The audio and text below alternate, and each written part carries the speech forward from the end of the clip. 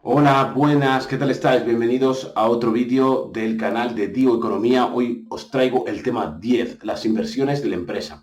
En este tema vamos a hablar de cosas como qué es una inversión, qué es el valor actual neto, qué es la TIR, la tasa interna de rentabilidad, para qué sirve la tasa Fisher.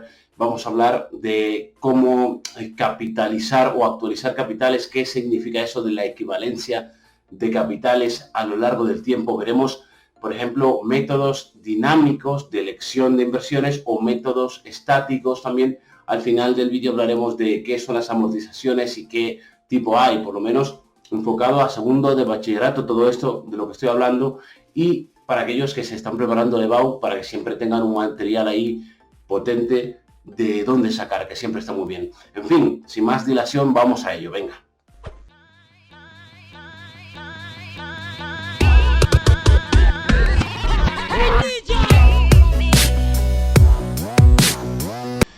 Bien, vamos a hablar de las decisiones de inversión de la empresa. Para eso tenemos que saber primero qué es una inversión, y es una colocación de dinero por parte de la empresa allí donde le vaya a generar una rentabilidad. En el sentido económico, las inversiones pueden ser, digamos, colocación de dinero para comprar máquinas o bienes económicos productivos. Por ejemplo, una mejor máquina para hacer mejores zapatillas, me lo invento. Pero también, por otro lado, tenemos las inversiones financieras, que tienen que ver más bien con poner un dinero en acciones, por ejemplo, o en títulos que le permitan a la empresa obtener una rentabilidad. Como ya he dicho, estas pueden ser económicas. Se trata de invertir en bienes de producción relacionados con la actividad, en este caso maquinaria, para aumentar la capacidad productiva. O por otro lado, financiera, tratar de invertir en bienes no relacionados con la actividad productiva. Por ejemplo, acciones, bonos del Estado, fondos de inversión, etc. Veamos este esquema, ¿no?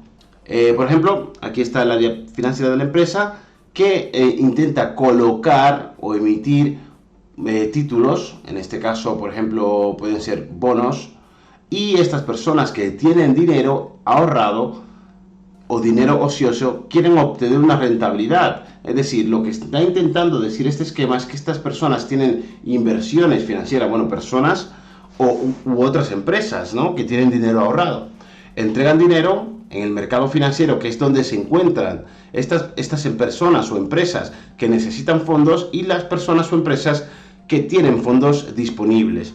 Entonces, llega el dinero en el mercado financiero, y la empresa lo obtiene a cambio de emitir títulos. En este caso pueden ser acciones, una emisión nueva de acciones, o bonos, una obligación por parte de la empresa para pagar una deuda.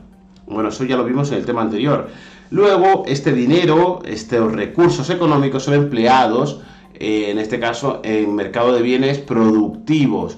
Por eso aquí te ponen inversión económica. No obstante, estos recursos pueden ser utilizados también para hacer otra inversión financiera, que esto quiero que quede claro. Además, la última flecha que nos quedaría sería ¿qué viene de los mercados de bienes productivos? Evidentemente, equipos que la empresa utilizará para esta parte de aquí, ¿no?, para llevar a cabo una inversión económica, aumentar la capacidad productiva. Pero recordemos que también puede llevar a cabo, digamos, inversiones financieras en bienes no productivos que no están relacionados con la actividad. Bueno, podemos clasificar las inversiones de tipo permanente en varias. Renovación o reemplazo, básicamente sustituir equipos. Expansión o ampliación, añadir más equipos a los ya existentes. Luego está modernización o innovación, que es mejorar tecnológicamente los equipos que se utilizan actualmente. No es añadir más, sino más bien mejorar los existentes. Luego está la investigación, el desarrollo y la innovación, que esto ya lo vimos en el tema anterior. Nuevos productos o procesos, ¿vale? Esta investigación y desarrollo se aplica tanto a los productos como a los procesos productivos. Y también tenemos, por otro lado, la inversión de tipo social o medioambiental, mejorar las condiciones del factor humano. Por ejemplo, pagarle cursos a los trabajadores para que esto aprendan a utilizar una nueva maquinaria, o a utilizar la mejora tecnológica que tiene la empresa y así hacerles más productivos para esta empresa, ¿no? Bueno, en el punto 2 vamos a hablar de la equivalencia de capitales en el tiempo. Hagamos un ejercicio mental. Si invertimos 10.000 euros y cada año obtenemos 4.000 euros por esa inversión y esta operación dura 4 años, diremos en términos sencillos y muy simplistas que habríamos ganado a lo largo de los años 16.000 euros. Pero esto, dicho así, de esta manera, es una falacia, porque no hemos tenido en cuenta que ese dinero del futuro no vale lo mismo que ahora. Y no vale lo mismo que ahora por una cuestión muy sencilla. Por ejemplo, porque el dinero pierde, hay una depreciación del dinero en el tiempo por la sencilla razón, por ejemplo, de que se produce inflación. Y ahora, si añadimos el riesgo de las cosas que pueden pasar en el futuro, podríamos decir fehacientemente que el dinero del futuro no vale lo mismo que valdría hoy. Por lo tanto, un euro de hoy valdrá menos mañana y menos pasado mañana, y ya dentro de un año muchísimo menos.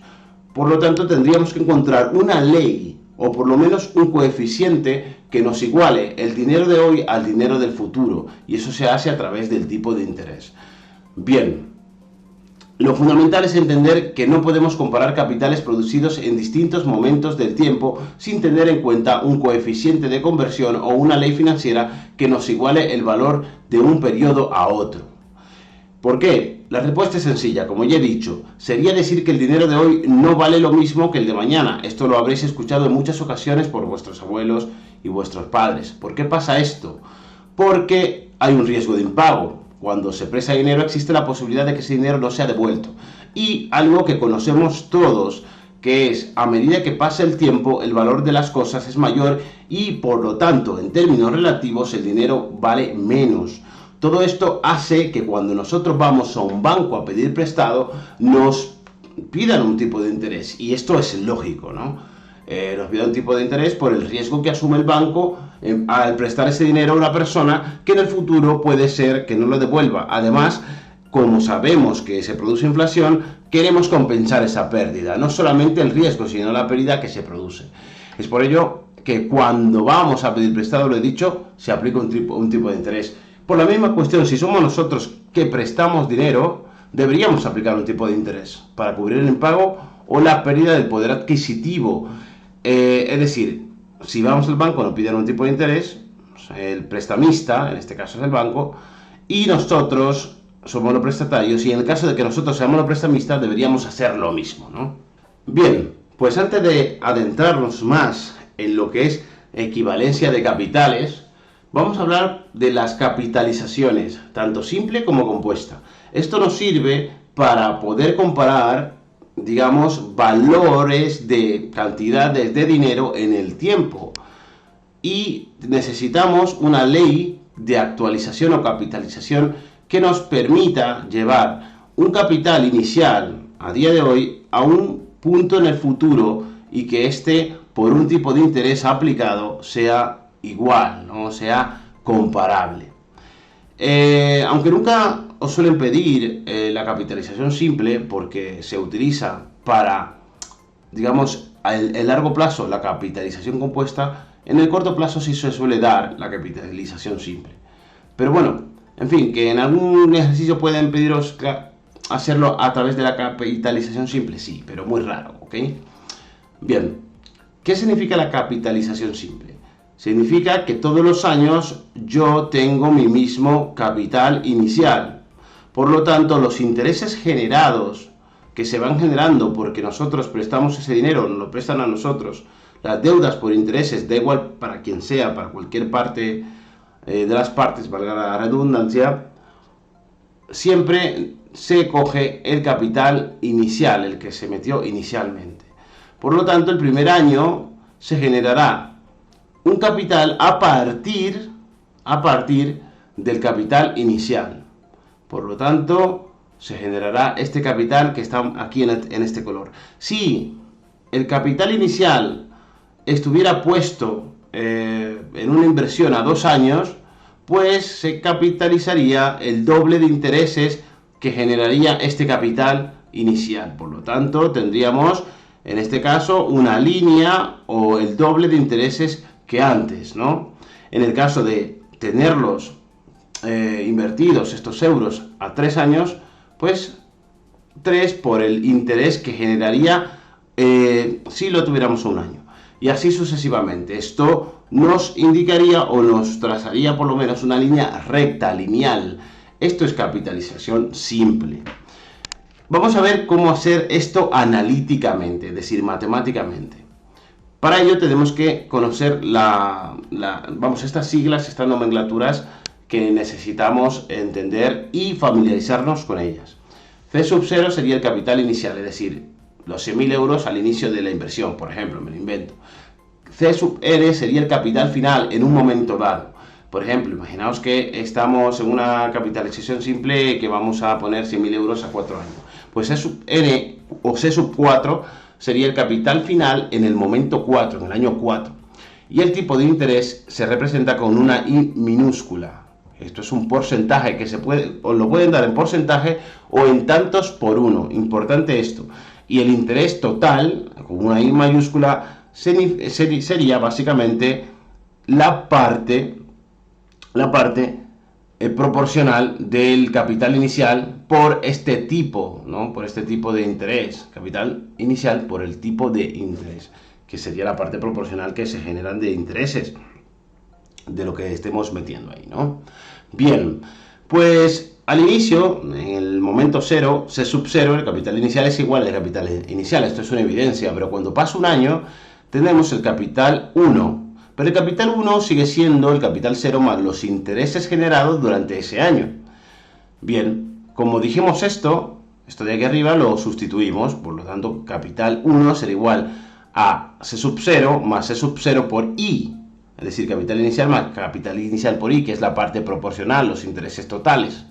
Aquí podemos sacar factor común, el C sub 0. Entonces podríamos decir que C sub 1 es igual a C sub 0 por 1 más I, y ya está, ¿no? Que es esto de aquí, sacando factor común. Bien, si esperamos al segundo año, nos vamos al segundo año, sabemos que el capital en el año 2 será lo que tenemos en el capital 1 más los intereses que se han generado en ese año. ¿Cómo? Sabemos que el capital 2, o sabemos que el capital 1 más bien es el capital que se generó en el año 1 más los intereses de ese año. Esto siempre será lo mismo. ¿Lo veis? Aquí siempre será lo mismo, porque siempre partimos de la base que C sub 0 siempre es lo mismo. El capital con el que se cuentan los intereses siempre será el mismo. Tenemos también C sub 1, que es este de aquí, esto de aquí, pues lo sustituimos. C sub 2 será C sub 0 por 1 más I, más C sub 0 por 1 más I. Por lo tanto, si volvemos a sacar, factor común a C sub 0, tenemos lo siguiente. C sub 2 será C sub 0 por 1 más I, porque se suma este y este que está aquí también. Y esto realmente es un 2i, 2 por i, ¿no? Pues tendríamos que C sub 2 es igual a C sub 0 por 1 más 2 por i. Ya hemos encontrado una regla general, nos damos cuenta de que aquí tenemos un subíndice 2 y aquí tenemos un número 2. Y además se refiere al año 2. Por lo tanto, podríamos decir que C sub n, en cualquier momento del tiempo, n implica momento o tiempo, es igual al primer capital que teníamos inicialmente por 1 más i por n. Es decir, en el año 3 va a ser C sub 0 por 1 más i por 3. Si nos dan, por ejemplo, esto es importante lo que voy a decir ahora, si nos dan el C sub n y no nos dan el C sub 0, no nos dan el capital inicial, pero sabemos el capital futuro, ¿cómo podemos actualizar? ¿Y qué es actualizar? Traer ese capital futuro al presente.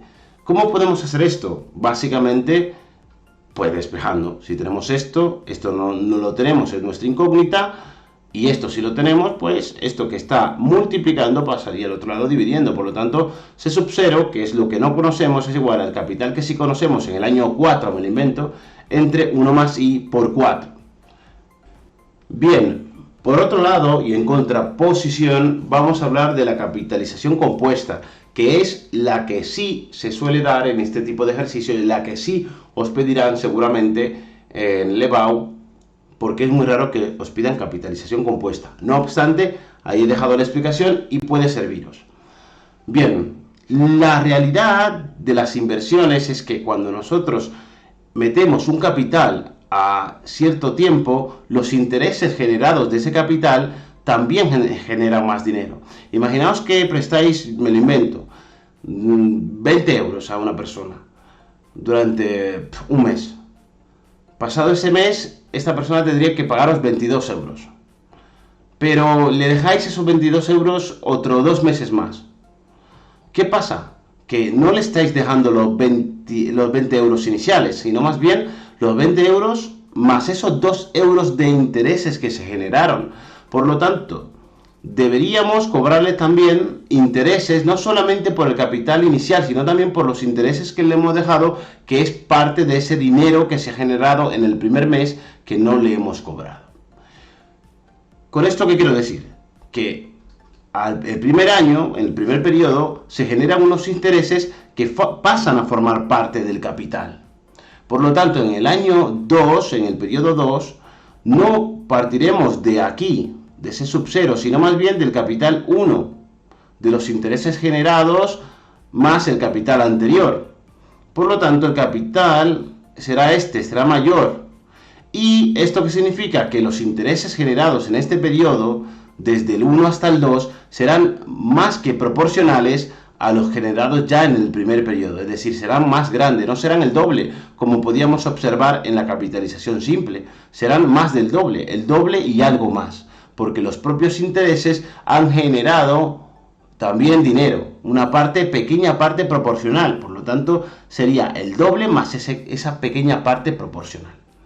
Bien, en tercer lugar, aquí pasaría lo mismo, estos intereses pasarían a formar parte del capital, por lo tanto este capital ya es mucho mayor. Y aquí los intereses generados, ergo, serían más que proporcionales a los anteriores, ya no serían 2 veces más o 3 veces más que al principio, serían 3 veces más, incluso 4, casi. Por lo tanto, si extendemos esto, nos damos cuenta de que el crecimiento es curvo y exponencial. Esto pasa porque, y leo textualmente, se produce un crecimiento más que proporcional debido a que los intereses generados en periodos anteriores pasan a formar parte del capital para hallar intereses de ese año, y los intereses actuales formarán parte del capital para hallar los siguientes y así sucesivamente. Por lo tanto, aquí no vemos una línea, sino más bien una curva que crece exponencialmente. Bien, como antes, vamos a hacer esto analíticamente, vamos a hallarlo matemáticamente para que veáis cómo llegamos a, digamos, ese coeficiente o esa ley financiera que nos permita actualizar o capitalizar y hallar equivalencias en el tiempo de capitales. Es decir, cómo C sub 0 se convierte en C sub 1 o en C sub 2 y cómo estos son equivalentes en el tiempo, porque esa ley financiera o ese coeficiente me lo está capitalizando. En el momento 0 sabemos que C sub 0, el capital inicial, es igual al capital inicial.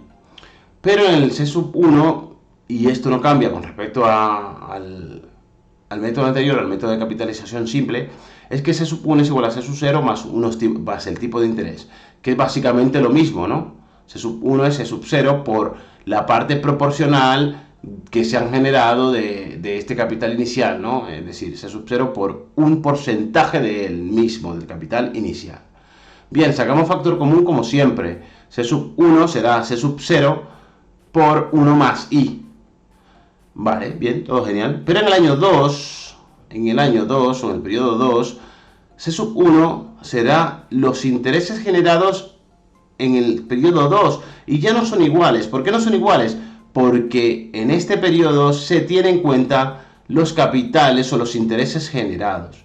Y en este caso, el I2 será C1 por I. Por lo tanto, ¿qué es C1? ¿Qué incluye C1? C sub 0 y todos los intereses generados en ese año.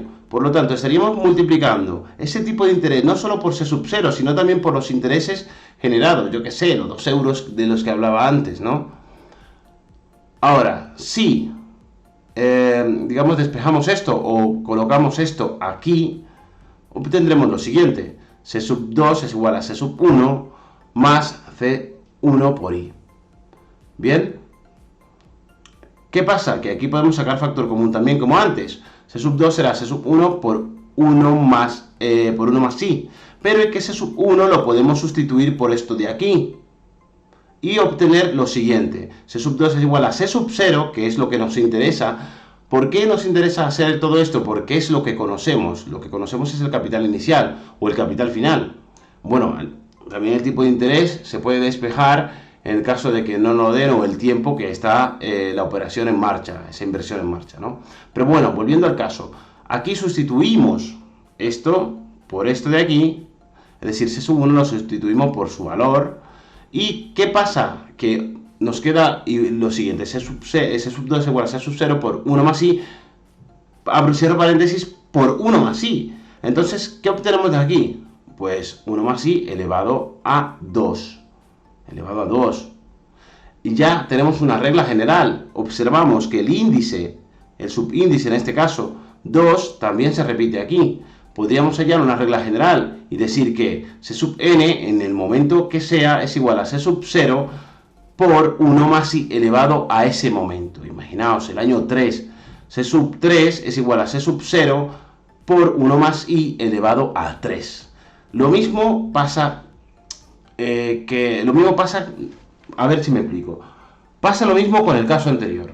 Si nos dieran, por ejemplo, el capital final y no nos dieran el capital inicial, podríamos hallar el capital inicial dividiendo C sub n entre todo esto, todo este multiplicador, todo este coeficiente, que es básicamente despejando. Despejando de aquí, pasamos todo esto dividiendo al otro lado y obtenemos que C sub 0 es igual a C sub n entre 1 más I elevado a ese mismo periodo, a n.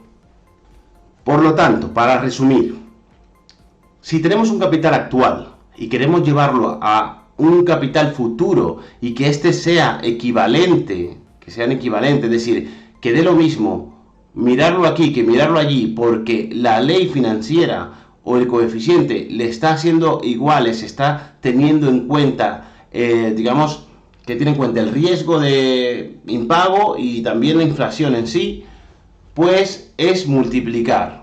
¿Ves? Multiplicamos C sub 0 por 1 más I elevado a n y lo llevamos a ese momento, al momento n, que lo queremos llevar al momento 3, pues 1 más I elevado a 3, que lo queremos llevar al momento 4, 1 más I elevado a 4.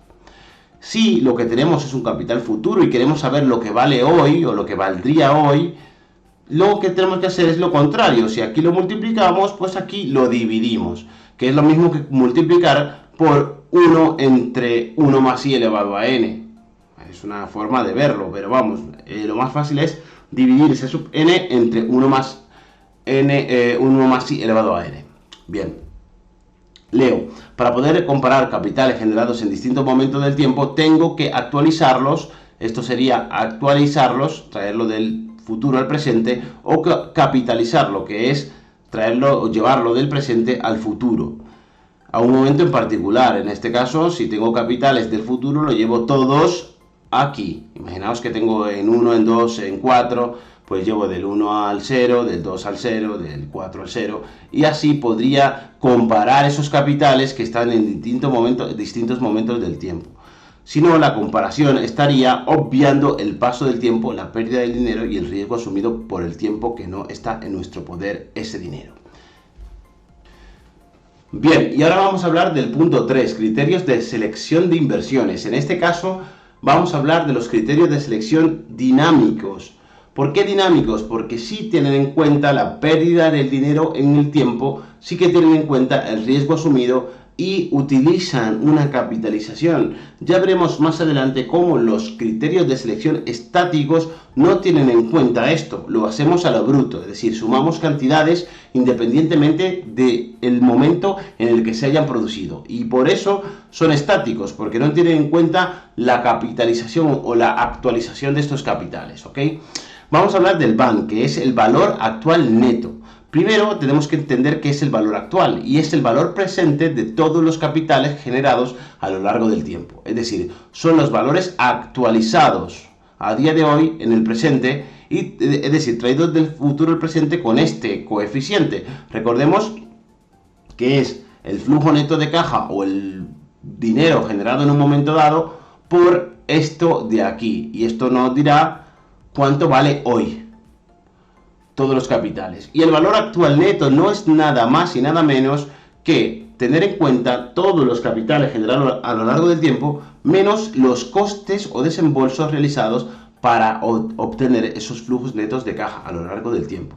Es decir, el valor actual neto es igual al valor actual menos el desembolso inicial, al que llamaremos A. Imaginaos, como ya he dicho al principio, bueno, aquí lo veremos. Imaginaos que yo quiero llevar a cabo una inversión y desembolso en el momento cero, 10.000 euros. Y me va a generar 7.000 euros de cobro. Es decir, yo voy a cobrar por esta inversión 7.000 euros, pero para yo generar esos 7.000 euros tengo que pagar 3.000. Por lo tanto, mi flujo neto de caja va a ser 4.000. Esto es muy sencillo. Flujo neto de caja es igual a cobro menos pagos. ¿Qué significa? Que de manera neta yo estoy generando 4.000, 4.000, 4.000, 4.000. ¿Cuál es el valor actual de estos flujos netos de caja? Pues traídos al presente, lo multiplico por 1 más i elevado a 1 en este caso, por 1 más i elevado a 2 en este caso, por 1 más i, entre 1 más i, estaba diciendo mal, entre 1 más i elevado a 3, ¿no? Lo multiplico aquí, sustituyo el año 3, en donde va la n, y ya está. Y llevo este capital al presente. Ese sería el valor actual, la suma de todos esos flujos netos de caja en el presente. Pero el valor actual neto es quitándole los 10.000 euros, evidentemente, que yo me he tenido que gastar para conseguirlo. Bien, vamos a verlo aquí, en una línea de tiempo que se ve mucho mejor. Imaginemos que el tipo de descuento o interés es del 5%. Esto te lo tienen que dar, porque estimar esto, bueno, te lo tienen que dar o lo tienes que conseguir a través del TIR, ya veremos cómo, pero estimar qué tipo de descuento tengo que aplicar a una inversión, a menos que no sea una inversión que esté asociada a un préstamo, es muy difícil saberlo, porque la inflación podría ser, digamos, un método o un porcentaje que podríamos utilizar para ver cuánto valen los capitales a día de hoy. Pero también obviamos el riesgo, la probabilidad de que esto no suceda, y es muy difícil estimarlo. Si tuviéramos que estimar el tipo de interés nosotros mismos, nos lo dan siempre o nos dan indicio de cómo encontrarlo en los ejercicios que tenemos que hacer de esto, ¿no? Bueno, pues la tabla anterior la hemos resumido en una línea del tiempo de esta manera: 10.000 euros en el año 0, en negativo, porque se supone que hemos desembolsado, y el momento 1, 2, 3 y 4, o los años, generamos 4.000, 4.000, 4.000, 4.000. De manera bruta no podemos hacer esto. Tenemos que llevar estos 4.000 al presente, estos otros 4.000 al presente, y así sucesivamente con todos. Y esto, como lo estamos llevando del futuro al presente, los estamos actualizando, y esto se hace con estos de aquí, ¿no? Flujo neto de caja n por 1 entre 1 más i elevado a n, que también se podría hacer o representar, es lo mismo, así: flujo neto de caja n entre 1 más i elevado a n, o incluso lo veréis en muchas ocasiones de esta manera: flujo neto de caja por 1 más i elevado a menos n. Esto está indicando que esto es una fracción realmente, que está elevada, una fracción que está elevada a ese, digamos, a esa potencia. En este caso, 1, 2, 3 o 4. Bueno, pues como hemos dicho, lo primero que haría es calcular el valor actual, aunque se puede hacer todo de golpe y ya eso lo podéis hacer vosotros. El valor actual, que es la suma desde 1 hasta n de los flujos netos de caja por 1 entre 1 más i elevado a n. ¿Eso qué significa? Que el valor actual sería el 4.000 entre 1 más 0,5, ¿no? Que es este de aquí, el 5%, y aquí está en tantos por 1, cuidado con esto, 0,05, 4.000 entre 1,05 más 4000 entre 1,05 al cuadrado, más 4000 entre 1,05 a la 3 al cubo, más 4000 entre 1,05 a la cuarta. La suma de todas estas cantidades me da 14.183. Por lo tanto, observáis que no valen a día de hoy 16.000 euros. Por el propio paso del tiempo y la depreciación del dinero, hoy esos 16.000 euros valdrían realmente 14.183,8. ¿Y qué es el valor actual neto? Muy sencillo. Es esto, el valor actual menos el desembolso inicial. Por lo tanto, el valor actual neto sería 14.183,8 menos los 10.000 que desembolsamos, y las ganancias obtenidas que obtendríamos serían 4.183,8. Bien, por lo tanto, podríamos decir que el valor actual neto, aquí me falta una N, es flujo neto de caja igual a menos el desembolso inicial más todos los flujos netos actualizados, es decir, más esto de aquí. Por lo tanto, ya tendríamos la fórmula del valor actual neto. Recordemos, valor actual neto, aquí me falta una N. Y esto nos lleva a la fórmula del valor actual neto, que es básicamente esta de aquí, ¿no?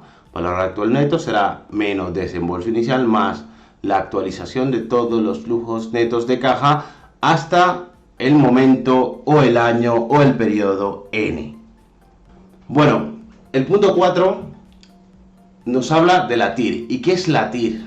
La TIR es la tasa interna de rentabilidad, ahí lo pone, pero es aquel punto o aquel tipo de interés o descuento, la tasa, que hace que mi BAN sea igual a cero. Yo siempre le digo esto a mis alumnos: pensad que esto es como el umbral de rentabilidad, que me dice cuál es el límite del tipo de interés que me deben aplicar en una operación para que yo obtenga ganancias. Más allá de ese límite, lo que obtengo son pérdidas. Por lo tanto, la TIR parte de la idea fundamental de que es un punto crítico al que no hay que llegar, dado que la tasa que hace el BAN hace que el BAN sea igual a cero. Podríamos decir que es el umbral de rentabilidad, como ya hemos dicho, y debemos tenerlo en cuenta. Es decir, existe un tipo de interés, aquí me he flipado un poco con símbolos matemáticos, pero así ya lo vamos aprendiendo todos. Existe un tipo de interés que hace que el BAN, dependiendo del interés, sea exactamente igual a cero. Es decir, existe un único valor en el cuadrante positivo del eje cartesiano que hace que el BAN sea igual a cero. Esto viene a decir que a partir de ese valor, ese punto hacia la derecha, se generarían BANes o BAN menor que cero, negativos. Por lo tanto, teníamos claro que esto era el BAN, ¿no? Pues tenemos que tener claro que hay un tipo, en este caso le ponemos una I para diferenciarlo del tipo de interés, vamos a llamarle rentabilidad o R minúscula. Tenemos que tener claro que existe un R minúscula, que es otra tasa, que hace que todos estos flujos netos de caja actualizados sean igual a cero. Bueno, para esto vamos a ver un ejemplo numérico. Imagina que hay una entidad que quiere llevar un proyecto a cabo y le aplican un 12% de descuento, ¿no?, de tipo de interés. Tiene que realizar un desembolso inicial de 550.000 euros y obtendría unos flujos de 300.000 el primer año y 600.000 el segundo. Entonces, ¿qué tenemos, no? Tenemos que el BAN en esa R debe ser igual a cero, y entonces esta es nuestra incógnita. ¿Qué hacemos en este caso? Ponemos todos los datos, el desembolso inicial más el flujo neto de caja 1 entre 1 más R elevado a 1 más 600.000, que es el flujo neto de caja 2, entre 1 más R elevado a 2. Y esto tiene que ser igual a 0. Es la condición sine qua non para que esto sea la tasa interna de rentabilidad.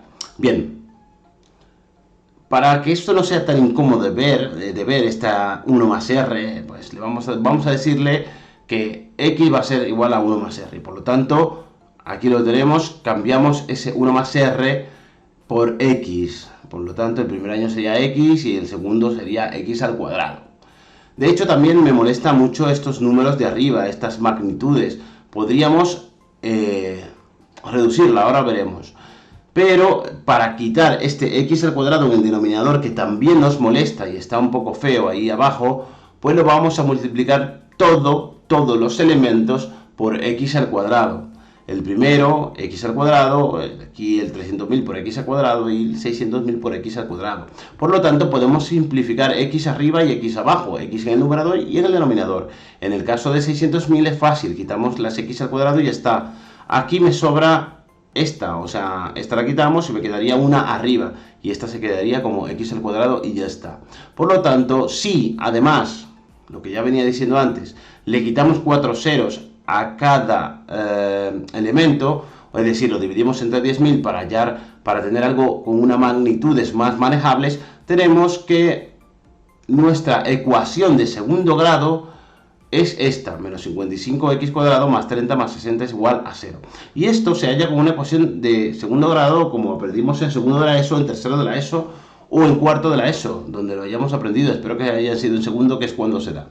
En fin, nada, lo recordamos, es menos b más menos b al cuadrado menos 4 por a por c entre 2 por a, ¿no? ¿Y qué es a, b y c? Pues a es el coeficiente que, digamos, lo que no es la parte literal, el coeficiente que está multiplicando al x, a, b y c, así de sencillo.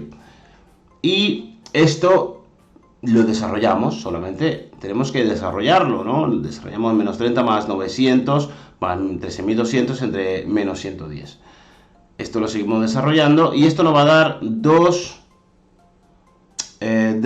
valores, ¿no? La raíz cuadrada de 14.100 es 118,74. Esto nos va a dar dos valores. Un valor negativo, en este caso, porque nos da 118 menos 30 entre 110, es decir, un número positivo entre un número negativo nos va a dar negativo. Y en economía, por lo menos para este caso, no trabajamos con tipos de interés negativo, ni en este caso ni en cualquier otro. Y en el caso en el que nos da positivo, nos da este valor, 1,3522. Y esto diríamos que es nuestra X, pero es nuestra X, no es nuestro R minúscula, no es nuestra tasa interna de rentabilidad. Por lo tanto, hay que transformarla, darle una vuelta de tuerca. X es igual a 1 más R, y por lo tanto 1 más R es igual a 1,3522. ¿Qué significa esto? Que si yo paso este 1 al otro lado restando, me queda que mi R es igual a 1,3522 menos 1, o por lo tanto R es igual a, expresado en tantos por 1, a 0,3522, o lo que es lo mismo, a 35,22%. Es decir, si yo sustituyo 35,22% aquí, esto me tiene que dar 0. Y por lo tanto habría hallado la TIR, la tasa interna de rentabilidad. Ahora bien, ¿qué relación tiene el BAN y el TIR? Claro, ya hemos visto, ya vamos viendo por dónde van los tiros, pero en este gráfico se ve bastante bien. Imaginaos que en este caso nuestro BAN, el BAN aplicado, el de 12%, es evidente que está por debajo de 35, que estaría aquí. Por lo tanto, el BAN me va a dar positivo. Todos los valores del tipo de interés que me apliquen hacia la izquierda del TIR, de la TIR, serían banes positivos. Por lo tanto, hacia la derecha, lo único que me queda son banes negativos. Y por lo tanto, no es viable. Resumiendo, si el tipo de interés que me aplican es menor que la TIR, el BAN es positivo, la inversión sería viable porque es positivo el BAN. Si son iguales, es indiferente, evidentemente, porque el BAN va a ser igual a 0. O sea que hacerlo o no hacerlo, me da igual. Y en el último caso, en el que el tipo de interés esté aquí por K2, sería mayor que la TIR, en este caso el BAN sería negativo y por lo tanto no sería viable. Bien, ¿y ahora qué pasaría si tuviésemos que analizar dos inversiones que tuviesen TIR distintos? Bueno, pues en términos generales elegiríamos aquella que tiene un TIR mayor, porque se supone que tendríamos más margen. Pero esto, como ya puntualizo aquí en este escrito, no es del todo cierto. Ya veremos por qué, pero vamos a empezar por el caso sencillo, ¿no? Tenemos dos inversiones y estas líneas representan el BAN que obtendríamos dependiendo, aquí debajo, del tipo de interés que se nos apliquen. Recordemos que en el primer caso, llamemos a esta A, por ejemplo, el TIR era del 35%, por lo tanto, si llegásemos al 35% de tipo aplicable o descuento, tendríamos 0.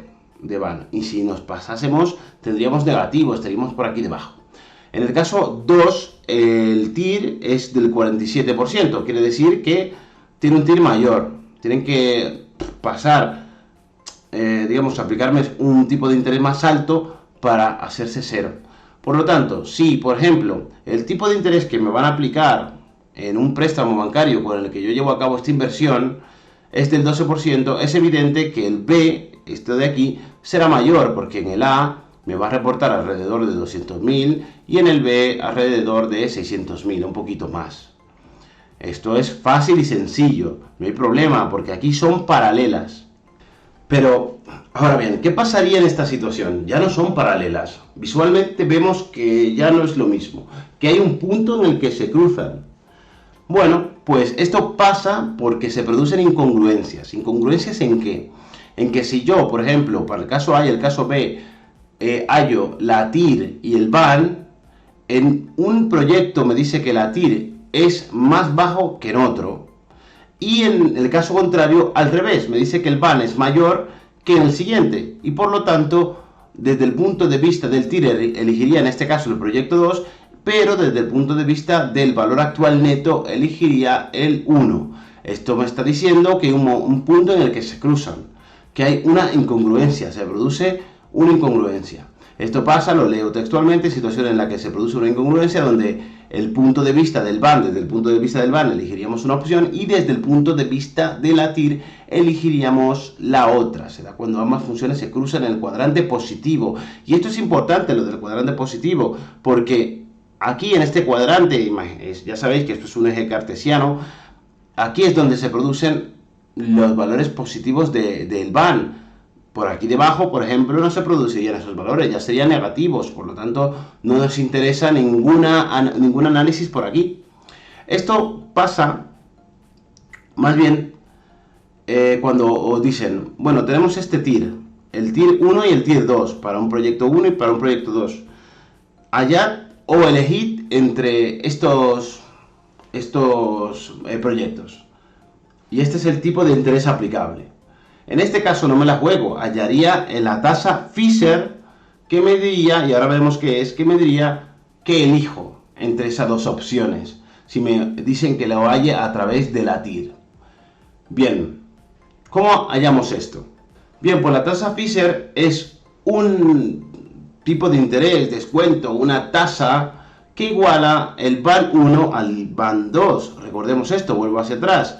Es aquí donde se cruzan, ¿no? Por lo tanto, la tasa Fisher nos dice que existe un tipo de interés para que se dé que el BAN 1, dependiente del tipo de interés, sea igual al BAN 2. Existe un único valor, al que llamaremos TF en este caso, en el cuadrante positivo del eje cartesiano, que hace que el BAN 1 sea igual al BAN 2.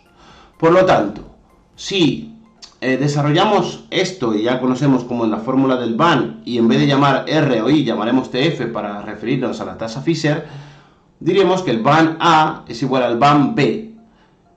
Por lo tanto, menos el desembolso inicial de A y todos los flujos netos de cajas actualizados con esta tasa va a ser igual al desembolso inicial de B más todos los flujos netos actualizados de B con esa misma tasa. Podríamos decir entonces que el BAN A menos el BAN B tiene que ser igual a ¿qué? A 0, porque si son iguales, 1 menos 1 es igual a 0, 2 menos 2 es igual a 0, 12.000 menos 12.000 es igual a 0, y por lo tanto, todo esto de aquí menos todo esto de aquí tiene que ser igual a 0. Esto nos permite y nos facilita la cosa, porque podemos simplificar. Vamos a verlo aquí, en el proyecto 1 y el proyecto 2 que hemos visto antes. Teníamos una TIR de 35,22 y otra TIR de 40, algo. Para hallar este punto, esta tasa Fisher, como lo podemos simplificar, lo simplificamos antes, es decir, menos 550.000 menos 400.000 me da menos 150.000, es restarle a esto de aquí. Hago lo mismo para el flujo 1 y el flujo 2, y así ya lo tengo simplificado. Y entonces sí, una vez lo tengo así, encuentro la TIR. Bien, veamos esto siempre con un ejemplo numérico para, como siempre digo, economía, la economía es puramente práctica, aunque esté rodeada de teoría, es básicamente para enfocarnos aquí, ¿no? A la práctica. Bueno, aquí tenemos nuestra tabla donde nos dicen cuál es el proyecto 1, cuál es el proyecto 2, cuál es su desembolso inicial, sus flujos netos de caja. Y bueno, aquí lo que hemos hecho es hallar el 1 menos el 2, el proyecto 1 menos el proyecto 2, para hallar el flujo neto de caja, digamos, ya despejado de ambos proyectos a la vez. Y así, de esa manera, hacer el mismo procedimiento para hallar la TIR de esta parte de aquí, que es la que nos dirá dónde son iguales estas, digamos, estos proyectos. ¿Ok? Bien, pues van 1 menos van 2 es igual a 15.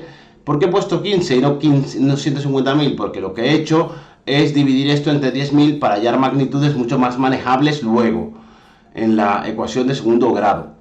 Lo mismo he hecho con todos los flujos, evidentemente. Esto, como siempre, lo convertiremos en una X porque es mucho más visible de ver. Entonces nos quedaría menos 15 más 2,5 entre x más 20 entre x cuadrado tiene que ser igual a 0 para que se cumpla la condición de que esto sea igual a esto. Y multiplicamos todo ello por x al cuadrado, como hemos hecho antes, para quitar del denominador estas x de aquí. Por lo tanto, tacho x cuadrado con x cuadrado con una x, me queda solo una x y me quedaría algo así. Menos 15 por x cuadrado más 2,5 por x más 20 igual a 0. Desarrollamos la ecuación de segundo grado y vamos desarrollando poco a poco los valores. Vamos a encontrar los valores y nos encontramos ante esta situación. Como siempre, descartamos la opción negativa. Por lo tanto, como abajo hay un negativo, me quedo solamente con las partes negativas de arriba para que negativo entre negativo me dé positivo. Y esto se queda así, me quedaría un resultado de 1,2410. Esto, si sabemos que esto es X y representa a 1 más la tasa Fisher, lo desarrollamos. X es igual a 1 más la tasa Fisher, por lo tanto, 1 más la tasa Fisher es igual a 1,2410. Y esto, si le resto un 1 para que me deje neto la tasa Fisher, me dejaría que la tasa Fisher en tantos por unos es 0,2410 o lo que es lo mismo, un 24,10%. Esto significa que si yo sustituyo este 24,10% tanto en el proyecto 1 como en el proyecto 2, aplico este tipo de descuento, el BAN en ambos casos me tendría que dar el mismo, porque como ya hemos demostrado, ahí es donde se cruzarían las gráficas. Bien, pues como ya hemos dicho, en este punto es donde se cruzarían ambas gráficas o ambos banes dependientes del tipo de interés que se aplique en cada momento. Sería 24,10. ¿Y para qué nos sirve esto? Bueno, para una cuestión muy sencilla, para saber si elegimos una inversión u otra, un proyecto u otro. Cuando el proyecto está por detrás, es decir, es más pequeño que la tasa Fisher, elegiríamos aquel que tenga un TIR menor. ¿Por qué? Porque se supone que es el que está por encima de las dos líneas, es el que está por encima, nos daría un TIR mayor. En este caso, A nos estaría dando alrededor de 135.000. Sin embargo, B en este mismo punto nos estaría dando por debajo de los 120.000. Ganaríamos más o tendríamos más BAN en el caso A, que es el que tiene el TIR menor. ¿Sí? Ahora bien, si la tasa que se aplica, el tipo de descuento que nos aplicarán en la operación está por encima de la tasa de Fisher, tendríamos lo contrario. B sería el que nos da más BAN. ¿Por qué? Porque estaría por encima de la línea azul. Y por lo tanto estaríamos cerca de los 50.000 en este caso, y en este caso por debajo de los 40. Nos quedaríamos con la opción B. Simplificando, esta R no debería ir aquí, es tasa Fisher como aparece aquí. Si el tipo de interés aplicado es menor que la tasa Fisher, es decir, está a la izquierda, elegiríamos el TIR menor, la inversión que tiene TIR menor. Y en caso contrario, el tipo de interés aplicado está por encima de la tasa Fisher, elegiríamos el que tiene un TIR mayor, porque estaríamos en esta circunstancia y esta línea estaría por encima. En ambos casos, si elegimos bien en base a estos criterios, estaríamos eligiendo el que mayor VAN tuviese. Bien, en el punto 5 vamos a hablar de los criterios estáticos de selección de inversiones. ¿Por qué son estáticos? Porque no tienen en cuenta la equivalencia de capitales. No se actualizan ni se capitalizan, no se multiplican por 1 más i elevado a n, ni se dividen por 1 más i elevado a n. Son, digamos, métodos que tienen una facilidad de cálculo, pero que estaríamos obviando el sesgo de que se produce una depreciación de los capitales a lo largo del tiempo. Y por lo tanto estaríamos cometiendo un error de base que podríamos estar asumiendo, pero no nos estaría diciendo la realidad, no nos estaría diciendo qué está pasando realmente. ¿Ok? Entonces, leo. Los criterios estáticos se llaman de esta manera básicamente porque estos métodos no tienen en cuenta el flujo de los capitales en el tiempo, es decir, no tienen en cuenta el descuento que se produce por la depreciación del dinero o el riesgo. Son menos exhaustivos, es decir, en este caso asumimos errores. No tienen en cuenta la actualización o capitalización de los capitales a través del tipo de interés o descuento. Bien, tenemos por un lado el payback, que es básicamente el criterio de plazo de recuperación. ¿Cuánto voy a tardar en recuperar mi inversión? Es lo que se pregunta el payback. Es el criterio que tiene en cuenta el plazo de recuperación. Básicamente se trata de contar el tiempo que se tardaría en recuperar la inversión inicial. Aquella inversión en la que se tarde menos en recuperar la inversión será la opción elegida. En una, me lo invento, tardo 3 años y en otra tardo 2 y medio. Pues me quedo con la de 2 y medio, evidentemente, si calculo, digamos, el criterio, si tomo este criterio para elegir la inversión. Y por el otro lado tenemos el FNT, que significa flujo neto total por unidad comprometida. Esto básicamente es un coeficiente que me dice cómo son de grandes mis flujos netos de caja sobre lo que yo he invertido inicialmente. Y esto, lo interesante es que me dé mayor a 1. ¿Por qué? Porque me está diciendo que por cada euro invertido estoy ganando 1,5, por ejemplo, ¿no? O 0,5 más. ¿Vale? Aquí dice, se trata de encontrar un método, un coeficiente que relaciona la suma de los flujos obtenidos y la cantidad invertida inicialmente. Bien, vamos a ver un ejemplo muy sencillo. Vamos a partir de la misma tabla que teníamos antes, de esta en la que nosotros invertíamos de 1.000 euros y obteníamos 4.000 euros de flujos netos de caja. Bien, ¿en qué consiste el payback? En sumar sin descontar hasta alcanzar la inversión inicial, incluso pasándonos de la inversión inicial. Ahora lo entenderemos mucho más fácilmente. Es la suma de los flujos netos de caja, veis que está sin multiplicar por nada, es decir, sin actualizar, hasta que esto sea igual a A.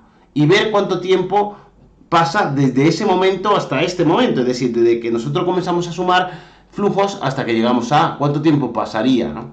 En este caso, el primer año tendríamos 4.000 euros, el segundo otros 4.000 euros, eso hace 8.000, para conseguir, hace 8.000 sí, y han pasado 2 años para esto. Nos faltarían 2.000 más, que se conseguirían en el año 3, y por lo tanto tardaríamos 1 año, 2 años, y evidentemente como nos faltarían 2.000 euros para llegar a los 10.000, 2 años y medio, porque se supone que si en un año hacemos 4.000, hacemos 2.000 en medio año. Esto se puede hacer a través de una regla de 3, y es la forma correcta que debería utilizarse. Es decir, si en 3 años yo obtengo 12.000 euros, en 10.000 euros lo obtengo en X años. Y esto sería una regla de 3. 10.000 por 3 entre 12.000 me da 2,5. Esto es muy fácil de saber o de calcular, que es 2,5 años, es 2 años y 6 meses. Bueno, y en el caso del flujo neto total de caja, bueno, en este caso no de caja, sino más bien el flujo neto total de todos los totales que hemos, de todo el flujo neto de caja obtenido sin descontar, evidentemente, es básicamente contra el coeficiente, como ya he dicho, consiste en sumar todos los flujos sin descontar y dividirlo entre la inversión inicial. Esto es facilísimo. Esto es, el flujo neto total es igual a los flujos netos de caja sumados todos ellos sin descontar entre la inversión inicial. O lo que es lo mismo, 4.000 más 4.000 más 4.000 más 4.000 serían 16.000 en total. Y esto lo dividimos 16.000 entre 10.000, que es el desembolso inicial, y nos da 1,6. ¿Qué significa este 1,6? Que obtenemos 1,6 euros por cada euro invertido, por cada unidad monetaria comprometida. Y bueno, tenemos que tener en cuenta una cosa muy importante, que es básicamente entender que el flujo neto total tiene que ser mayor o igual a 1 para que sea viable, puesto que es cuando podríamos decir que estamos obteniendo un porcentaje por cada unidad de euro que hemos comprometido en el proyecto, en la inversión. Si el FNT es igual a 1, sería indiferente, porque me dice que obtengo 10.000 en flujos de cajas totales, entre 10.000 sería 1. Y si está por debajo, es evidente que sumando todos los flujos netos de caja no llego a recuperar mi desembolso inicial, por lo tanto sería inviable. Bien, esto aunque no aparece en los libros de segundo bachillerato, bueno, alguno aparecerá, supongo que sí, no lo sé. Es una pregunta que os quiero lanzar. ¿Podemos hacer algo para que estos métodos, como el payback o el FNT, el flujo neto total, sean más exhaustivos y sean fiables? Pues sí, lo podríamos hacer, porque lo único que no tienen en cuenta estos métodos estáticos es la capitalización o la actualización o el tipo de descuento que se produciría allí donde los flujos se producen. Por lo tanto, si tuviéramos en cuenta esto, ya le estaríamos dando un toque de fiabilidad al asunto. Por lo tanto, podríamos convertir estos criterios de selección estáticos en dinámicos. Lo que acabo de decir está aquí, ¿no? Aquí le vamos a llamar entonces payback, pero dinámico. Y esto es básicamente, recordemos que teníamos 4.000, 4.000, 4.000, es actualizarlos como habíamos hecho en las ocasiones anteriores. Vuelvo atrás. 4.000 entre 1 más i dividido entre, 1 más i elevado a 1. 4.000 entre 1 más i elevado a 2. 4.000 entre 1 más i elevado a 3 y obtendríamos esto. Recordando que el ejemplo que pusimos era que el tipo de interés aplicable es igual al 12%, al 5%, ¿no? En el ejemplo anterior. Vale, ahora sí, ya tenemos, digamos, los flujos netos de caja en los años correspondientes actualizados. Y podríamos hacer lo mismo para el payback. Es decir, en este caso sumamos hasta el tercer año o hasta el cuarto, si fuese necesario, para encontrar una cantidad que sobrepasase, que fuera mayor a los 10.000 euros que nosotros invertimos inicialmente. Entonces, hacemos lo mismo, la misma regla de 3. Si en 3 años conseguimos 10.892,99, en 10.000 lo conseguiremos en X.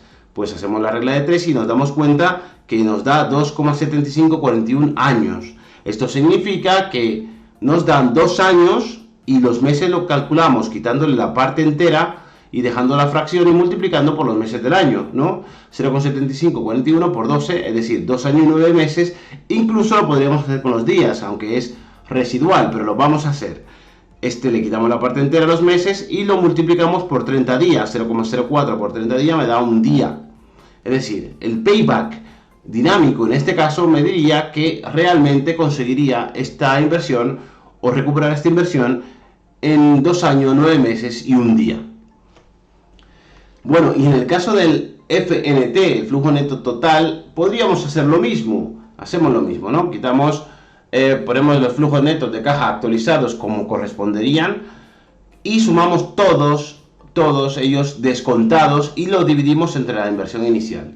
Y así sí podríamos hallar un flujo neto de caja dinámico que nos estuviera diciendo cuántos euros obtenemos o recuperamos por cada unidad de euro comprometida.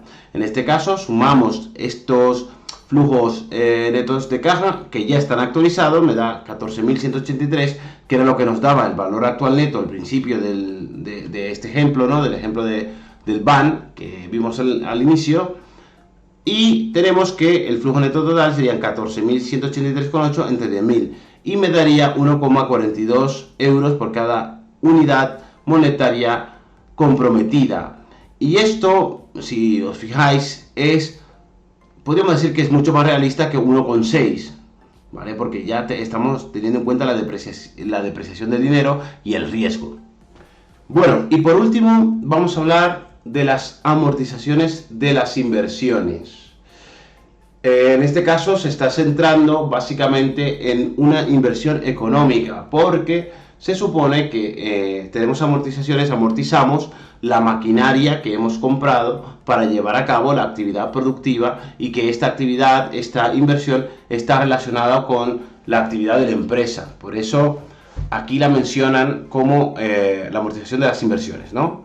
Bien, aunque ya hemos hablado de esto, de que es una amortización en el tema anterior, vamos a recordarlo. La amortización es parte de la autofinanciación de mantenimiento. Es una parte del valor de los bienes que vamos guardando para que cuando llegue el momento de restituir esos bienes, porque se han quedado obsoletos, tengamos efectivo para hacer frente al pago de uno nuevo. Es decir, tenemos una maquinaria que nos fabrica zapatillas y nosotros sabemos que esta máquina, por el propio uso de la máquina y por el paso del tiempo, se va haciendo más vieja, va perdiendo un valor.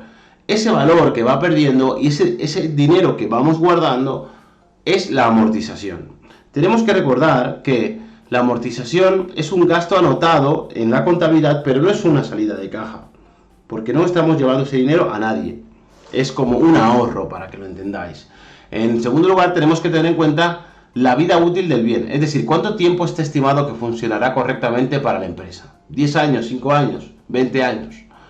Y tenemos que tener en cuenta el valor residual, porque eso no lo amortizamos. El valor residual de un bien es el valor, dicho así de forma bruta, el valor de chatarra. Tenemos un coche de la empresa y ese coche va perdiendo valor cada año, y luego al final, cuando ya vamos a dar de baja ese coche, el valor residual es el 2.000 euros o 1.000 euros, el valor de chatarra, ¿no?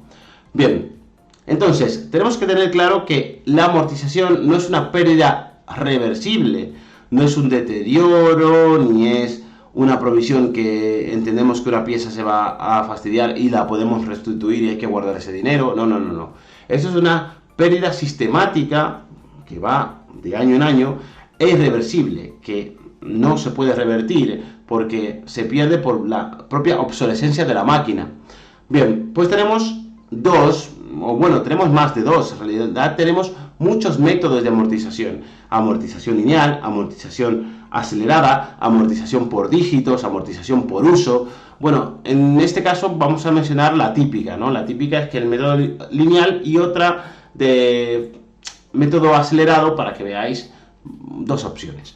En este caso, el método lineal habla de que debemos anotar una cantidad constante, y aquí está el truco, ¿no? Que es constante, siempre la misma, del valor, a que le llamaremos B sub 0, a lo largo de la vida útil, y teniendo en cuenta el valor residual, que no se amortiza. Por lo tanto, la amortización lineal es el valor inicial del producto menos su valor residual entre la vida útil. Ya veremos un pequeño ejemplo numérico de esto, que tampoco tiene mucho misterio. Y por otro lado tenemos el método acelerado. Es decir, se anota una pérdida mayor al principio de la vida útil del bien, siendo esta amortización cada vez más pequeña en los años sucesivos. Esto se hace sobre todo, y esto es lo importante, en bienes con una alta obsolescencia. Por ejemplo, ordenadores. Amortización acelerada, que he puesto que hay varios tipos, porque también están los números dígitos decrecientes. O también tenemos los números dígitos crecientes, que en este caso es lo invertido. Pero bueno, como culturilla general hay varios tipos. De la que vamos a hablar aquí es la de un porcentaje constante sobre una cantidad restante decreciente. Ya veremos qué significa esto. Por último, vamos a ver esto con un ejemplo numérico que es mucho más fácil de ver, y como siempre, para poder fundamentar la teoría tenemos que tener esto, ¿no? Para darle fundamento a la teoría. Bueno, imaginad que hemos comprado ordenadores en nuestra empresa. Hemos invertido en ordenadores que necesitábamos para el desarrollo de nuestra actividad, y para eso hemos pedido dinero, nos hemos financiado para esto, ¿no? Y también sabemos que el valor residual de estos equipos es de 1.000 euros, y además nos dice que van a durar en la empresa, se estima que van a durar 10 años. Ya con esto podemos hallar la amortización lineal, que es básicamente el valor sub 0, V sub 0, 10.000 menos 1.000, entre 10 años, que es la vida útil. 10.000 menos 1.000 es 9.000, entre 10 será 900. Y ya está. Significa que cada año tenemos que guardar 900 euros para cuando llegue el momento de comprar esta flota de ordenadores, tengamos dinero. Recordemos que esto ya lo dije en el tema anterior. Este dinero realmente no es una salida de dinero, es un ahorro, pero este dinero no puede estar ocioso. Realmente un buen contable, un buen agente financiero de la empresa lo tendría invertido en alguna inversión que le diera una rentabilidad para que este dinero no pierda valor por estar guardado en la caja de la empresa. Bien, por otro lado, como ya he dicho, tenemos la amortización acelerada, que es porcentaje constante sobre cantidad pendiente o decreciente. Y esto es muy sencillo de ver con un ejemplo. Teníamos los 1.000 euros al principio menos los 1.000 de valor residual por 0,20, es decir, 9.000 por 0,20, ese año tendríamos que amortizar 1.800 euros. El segundo año tendríamos que amortizar sobre el pendiente. ¿Cuál es el pendiente? Los 9.000 que teníamos este primer año menos los 1.800 que hemos amortizado. Por lo tanto, nos quedarían 7.200 realmente. 9.000 menos 1.800 por 0,20 me da que tengo que amortizar ese año 1.440. Si hago esto sucesivamente, voy viendo qué cantidades voy amortizando en años sucesivos. Si os dais cuenta, al principio amortizo más que al final, porque imaginaos que estos ordenadores se hacen obsoletos a los 4 o 5 años. Significa que tendré mucho más dinero ahorrado en estas fechas para poder restituir o comprar ordenadores nuevos. Esto lo voy haciendo hasta el final, hasta que me quede un capital pendiente de menor a 900 euros. Menor a 900 euros, ¿por qué? Porque sería lo que yo amortizaría linealmente. Y eso, pues lo haría hasta ese momento. Y ya luego la siguiente amortización, la última amortización, sería ese valor, imaginaos 900 euros y ya está. En fin, esto sería todo. Bueno, y hasta aquí el tema de hoy. Espero que os haya gustado, espero que os sirva, espero que os haya servido si ya teníais idea de lo que era y queríais profundizar más. Y espero y deseo veros en el siguiente. Un abrazo y hasta luego.